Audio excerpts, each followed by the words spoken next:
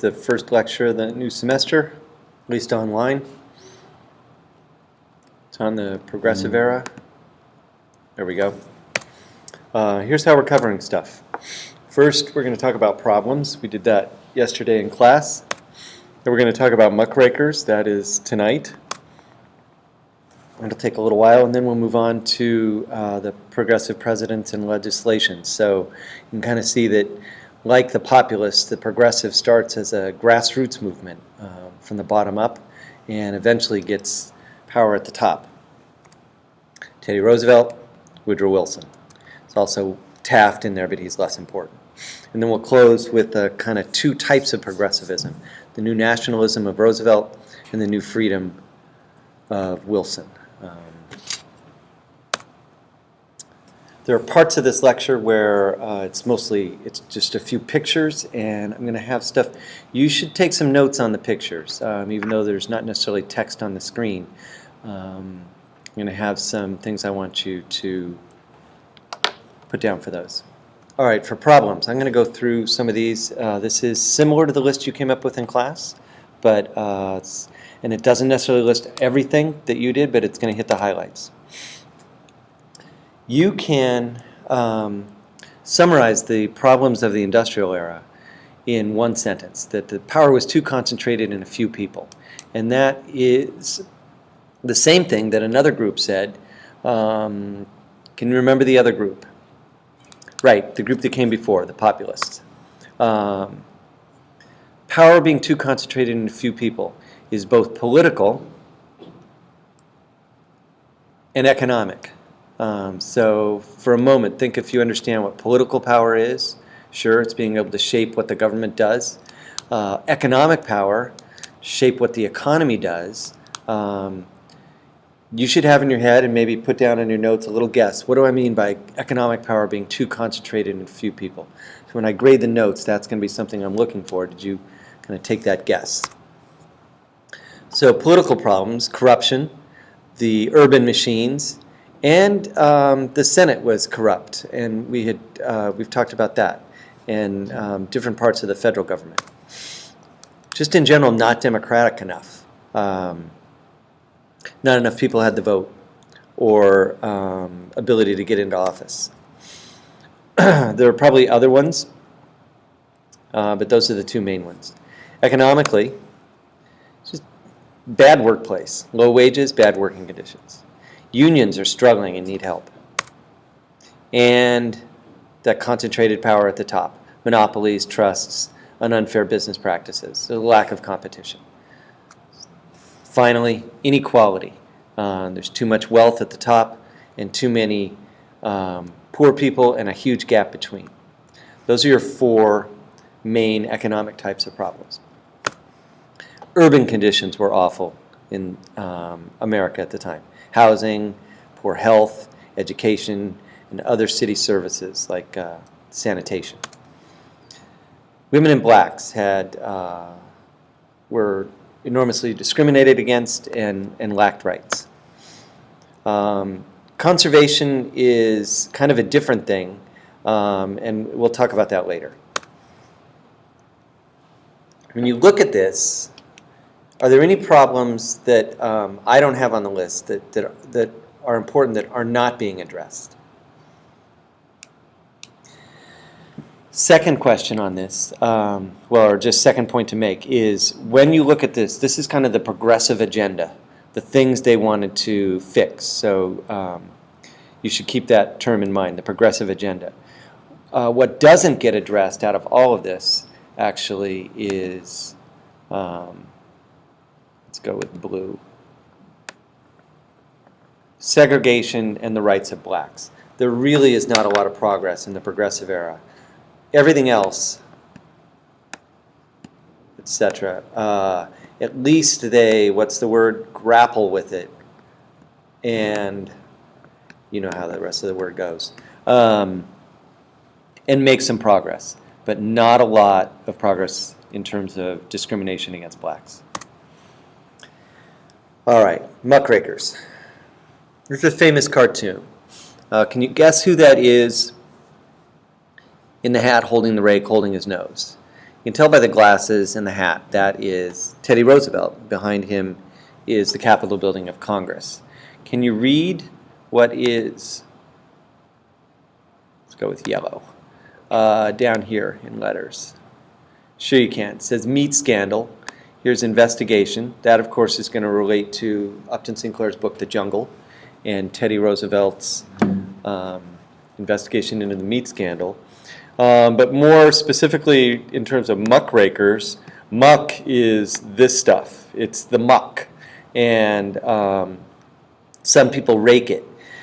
Teddy is one of the first to use the term, and he actually uses as kind of insult people who are stirring up trouble. And that's the role that muckrakers play. They stirred up and exposed people to the bad stuff that was going on in society, the corruption and the scandal to the public. Their methods, you can probably figure this out, where they used articles and books and photographs. And photographs are a new weapon. They've existed really since kind of the 1860s, in Civil War is the first thing that gets photographed a lot. But now they're being used as a weapon to kind of change people's minds and get them thinking about stuff. Here's 6 muckrakers to remember. Jacob Riis, we're going to emphasize him. Ida Tarbell. Lincoln Steffens is not quite as important, but worth mentioning. Frank Norris, same. Lewis Hine, I'll emphasize.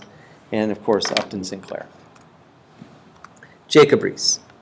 This kind of biographical stuff is interesting, but not super important. He is actually an immigrant himself. I think in 1870, in between the two big waves, but he ends up dealing with the immigrants of that second wave that we talked about. He learns English and gets a job as a reporter on the newspaper handling the crime beat, so he is dealing with what's going on in police stations and around town. And he doesn't feel like people are paying attention to his articles, so and he becomes concerned with the conditions in the slums and that the conditions themselves are harming the people and turning them into criminals or beggars or unproductive. And so he teaches himself to take photographs, which is not easy back in those days, in order to add those to his articles. His focus is urban poverty and living conditions, so he primarily social, but also some economic stuff. His focus is specifically the slums and tenements of the immigrant population of New York City. In 1890s, he writes a very famous book, How the Other Half Lives. That's probably a misleading title because it's probably more like The Other Three Quarters or The Other Four Fifths, but that's a catchy title and it's kind of stuck with, it becomes, it's probably in the top 20 of American books of all time in terms of impact, along with like Uncle Tom's Cabin and books like that. Riis used both guilt and sympathy to motivate the upper class to action. Here are a few of his photographs. This one's very famous, called 5 Cents Lodging. Bayard Street is in New York City. And if you take a moment, can you count and write down how many people you actually see in this photo? So for a nickel, you could just kind of roll a mat out and put a blanket on you and bunk down for a night. You didn't actually get an apartment to keep for yourself or anything like that. As you look at this, can you write down in your notes what you think of this photograph? Is it boring? Is it effective?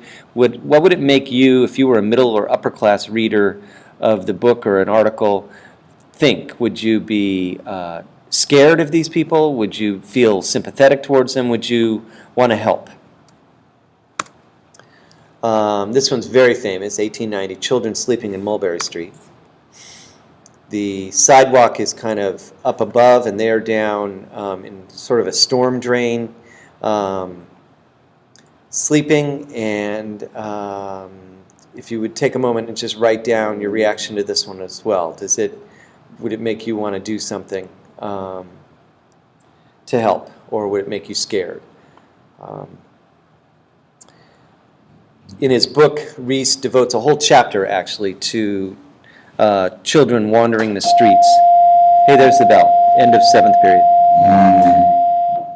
He called them street Arabs, which was a typical term of the time because the Arabs back in the 1800s wandered the desert. They were a nomadic people, and he was saying these little kids were like little nomads wandering around the streets. I might talk in class a little bit about the authenticity of this photograph, but we'll leave it for now because Ben Kozak wants me to hurry along. This is probably the third of Rees's most famous photos, Bandit's Roost. This is a narrow alley in Little Italy in 1890, and again, if you could jot down for Bandit's Roost, what's the feeling of the photograph? Are you supposed to arouse sympathy or fear? I don't know if you can tell what these things are back here. Maybe just, again, for this third photo, a quick reaction, what you see and what your reaction is to it in your notes. So that's Rees. What did he accomplish? By the way, this is a very famous photograph of Mulberry Street in New York City. It's called Mulberry Bend. It was kind of the heart of the slum in the Progressive era. Teddy Roosevelt is actually the police commissioner in New York City at the time. He's like Commissioner Gordon. Got his attention. And unlike most politicians, Teddy says, "Show me." And so Rees took him out late at night, and they would go around the slums of the town doing midnight inspections. And that is one of the really good things about Roosevelt is he was a man of action, and he actually wanted to get out there and see the stuff, unlike most politicians then or now. Rees did accomplish quite a bit. He led the movement to clean up the slums. They shut down the worst tenements. They started to try to build a better environment for the poor of the city. They built parks, they built hospitals, they started to provide better health services. There were something called traveling nurses that would go from tenement to tenement, actually bringing the health care to them. Infant mortality and disease were very high in the slums. It was actually easier for the flying nurses to go along the tops of the buildings. They would go down one tenement and work their way through the building and then go back up and hop over. There was often a little walkway connecting because the streets were so busy. Ida Tarbell is our second muckraker. She is noteworthy because all the muckrakers are noteworthy, but she manages to have a huge effect at a time when women were not given much respect or attention. She's the one who brought down Rockefeller and Standard Oil. She researched his tactics, and she wrote another famous book, like Rees's, The History of the Standard Oil Company in 1904, which, of course, is a very catchy title. Her work first appeared in McClure's magazine, which was the most famous of the muckraking magazines. She uncovered all the illegal methods he used in the oil industry, kickbacks from the railroads, the unequal pricing, driving competitors out by selling at a loss, just monopoly control. She was so effective at changing people's opinions about Rockefeller that her work led to a trust-busting lawsuit, Standard Oil of New Jersey versus the United States in 1911, and that ended up breaking up Standard Oil Trust. And of course, is not the first trust-busting lawsuit. You know what the first one is. I'll leave that for you. Lincoln Steffens, I'm going to be quicker on. He also wrote for McClure's and wrote a book called The Shame of the Cities. Take a guess what that is about. You would be wrong.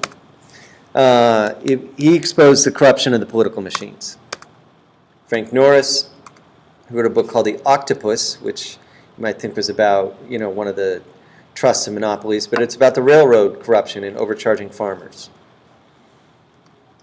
I'm at 15 minutes. I'm going to keep going. Lewis Hine, photographer like Jacob Riis. His main claim to fame is photographing the working conditions of children around the country, especially in mills in the South. And I didn't get a picture of him for this, but you can see his shadow. There we go, in the picture of the newsie that he's taking in New York City. He also photographed immigrants and tenements, kind of like Riis. Here's Furman Owens, 12 years old, can't read. And again, if you would write down, this is the Furman Owens photograph. You know, what's your, if you're leafing through a report or a book with this, he's been in the mills 4 years, so since he was 8. Would you feel inclined to do something about that? Here is the 51-inch high spinner, 48 cents a day. She runs these sides, so she keeps everything threaded. If the bobbin on the top runs out of thread, she's got to fill it. When asked how old she was, she hesitated, said, I'm not actually old enough to work, but I do just the same. And like her, this one, you can call it just happened in. To me, this is the most effective one. How old does she look? She looks like she's about 7 to me. I should have let you guess first. Go back, rewind the tape, and make a guess before you listen to this. Here's a picture of him photographing some Italian immigrants coming through Ellis Island. And here is, this one is, I think, in some ways more effective than Riis's photographs, although Hines came later. This is New York City tenement. There was actually a committee of people who had sent Hine around the country taking those photographs, the Child Labor Committee. They were trying to get those laws changed, and they did. They were able to enact stricter child labor laws, but really only at the state level, not at the federal level. It was hard to get the national government to do that. And more worker safety laws. Pretty effective. And he helped with better housing codes in the tenements, kind of like Riis. Then finally, Upton Sinclair. Of course, he's famous for writing The Jungle. It was a novel intended to expose or as an expose of the awful life for workers in the meatpacking plants of Chicago. Instead, readers didn't actually feel sorry for the workers. They were worried about themselves and what was in their sausage. That's a book cover. And of course, Upton Sinclair gets national attention, not just states' attention. Teddy is around again. He reads The Jungle and orders an investigation. And that leads to 2 important laws. The Pure Food and Drug Act, where the federal government is now going to, no more laissez-faire, they are going to regulate foods and make sure they are safe for consumption. And they're going to regulate drugs. And so you get the Food and Drug Administration, the FDA, which, is that still around today? Yes, it is. Very important agency. And you get the Meat Inspection Act. And we still have, I'm sure you go to Price Chopper or wherever and buy your meat, USDA approved, U.S. Department of Agriculture. That's the end of the show. Went a little bit over. I'm sure it was fascinating. See you guys in class.